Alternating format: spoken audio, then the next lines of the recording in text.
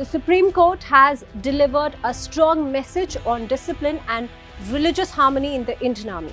On Tuesday, the court backed the Army's decision to sack a Christian lieutenant who refused to take part in the basic religious rituals of his troops. The officer, Lieutenant Samuel Kamalasan, had been leading a cavalry troops made up of 6 Rajputs and Jats. The army said the officer repeatedly refused to enter a Gurdwara with his soldiers during their routine prayers. He also refused to offer flowers or hold a thali inside the shrine. He said these acts went against his religion.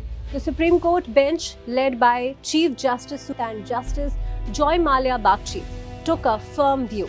The judges said that an officer cannot put his personal interpretation of his faith above the sentiments of the soldiers he commands. They said this was not a violation of his religious freedom. They added that the army is a disciplined and secular force and an officer must respect the faiths of the troops under him. The judges said the lieutenant may have been a good officer, but he was unfit to serve in such a diverse force. They stressed that the army works on unity, trust, and shared traditions. They also said that an officer cannot claim a breach of fundamental rights simply because his sentiments are hurt. Lieutenant Kamalasan had argued that the sacking order violated his rights under Article 25 of the Constitution. His lawyer, senior advocate G. Sankar Narayanan, said the army had forced him to take part in the rituals his faith did not allow.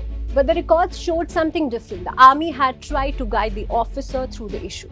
They even took him to a well-known pastor in Chandigarh. The pastor told him that entering the sanctum of a Sarv would not violate his religious beliefs. Fellow Christian officer in the army also advised him to take part in the troop rituals, but he refused. The bench said the refusal showed a rigid mindset and what it called a religious ego. It said the officer was hurting the sentiments of his own troops. It also pointed out that he had ignored the advice of both religious and military seniors. The officer's lawyer claimed there was no Sarv Dharm Sthal at his post, only a Gurdwara and a temple.